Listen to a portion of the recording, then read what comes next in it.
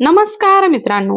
गेल्या काही वर्षापासून राज्यातील शेतकरी सतत एका ना एका संकटाचा सामना करताना दिसत आहे. कधी अतिवृष्टी, कधी दुष्काळ, कधी अवकाळी पाऊस, तर कधी गारपीट.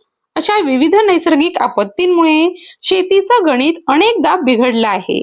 आणि आता या 2026च्या मान्सून बाबत समोर येत असलेल्या अंदाजामुळे पुन्हा एकदा शेतकऱ्यांच्या मनामध्ये चिंता वाढताना दिसत आहे.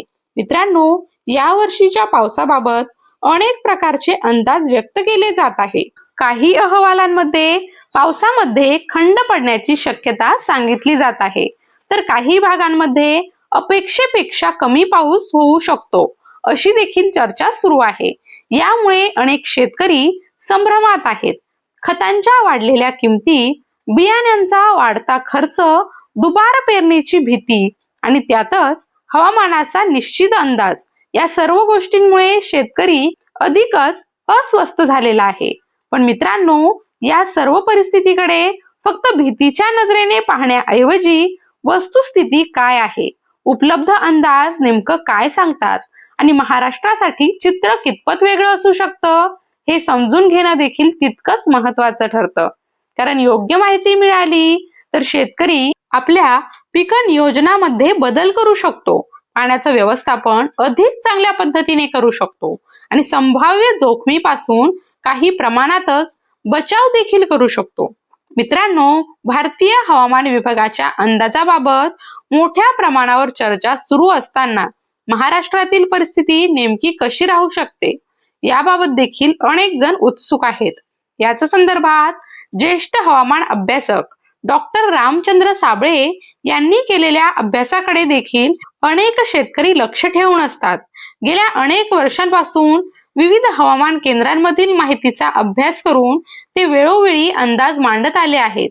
त्यांच्या विश्लेषणानुसार महाराष्ट्रासाठी चित्र पूर्णपणे नकारात्मक दिसत नाही.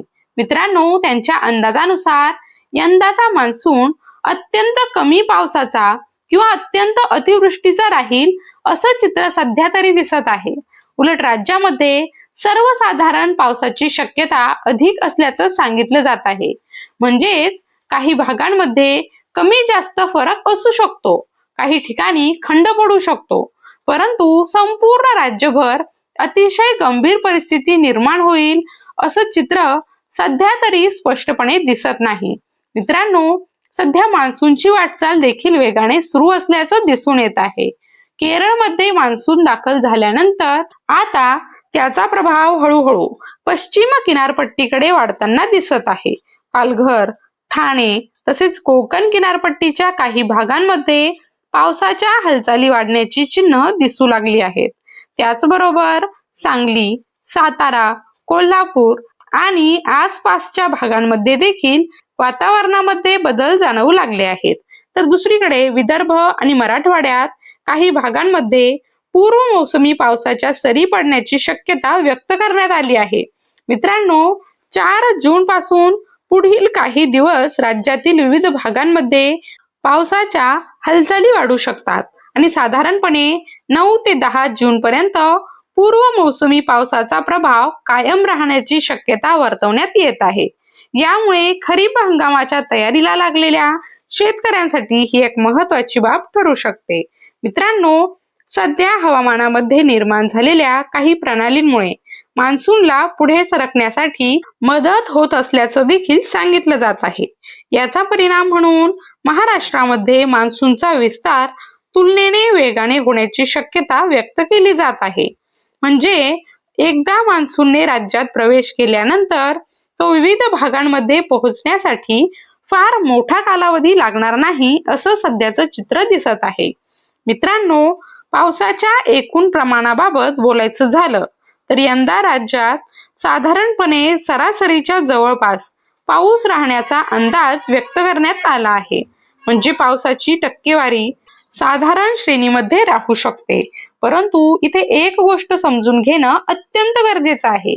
फक्त एकूण टक्केवारी पाहून परिस्थितीचा अंदाज लावता येत नाही. कारण एखाद्या भागात 1-2 दिवसात मोठा पाऊस पडला आणि त्यानंतर दीर्घखंड पडला तरीही वार्षिक सरासरी पूर्ण होऊ शकते.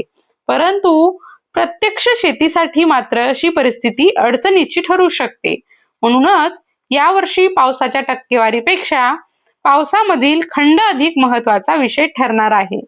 काही भागांमध्ये लहान कालावधीचे खंड दिसू शकतात, तर काही भागांमध्ये मध्यम किंवा मोठे खंड देखील पाहायला मिळू शकतात. आणि याच कारणामुळे शेतकऱ्यांनी पाणी व्यवस्थापनाला सर्वाधिक प्राधान्य देणं आवश्यक ठरणार आहे. मित्रांनो, एकंदरीत उपलब्ध अंदाजानुसार विचार केला तर महाराष्ट्रासाठी परिस्थिती पूर्णपणे नकारात्मक नसल्याचं दिसून येत आहे. पावसाचं एकूण प्रमाण सर्वसाधारण राहू शकतं. धरणांमध्ये पाणीसाठा होण्याची शक्यता देखील व्यक्त केली जात आहे. मात्र पावसाच्या वितरणामध्ये असमानता आणि अधूनमधून पडणारे खंड हे मोठं आव्हान ठरू शकतं. त्यामुळे पाण्याचा प्रत्येक थेंब जपणं, पाणी साठवणूक वाढवणं, जमिनीत पाणी मुरवणं आणि पीक व्यवस्थापन योग्य प्रकारे करणं ही देखील काळाची गरज ठरणार आहे. अशा प्रकारे आज मान्सून बाबत समोर आलेल्या अंदाजाची माहिती समजून घेण्याचा प्रयत्न केला. यापुढे देखील पावसा संदर्भातील जे महत्त्वाचे अपडेट असतील त्याची माहिती आपण वेळोवेळी जाणून घेऊया. धन्यवाद.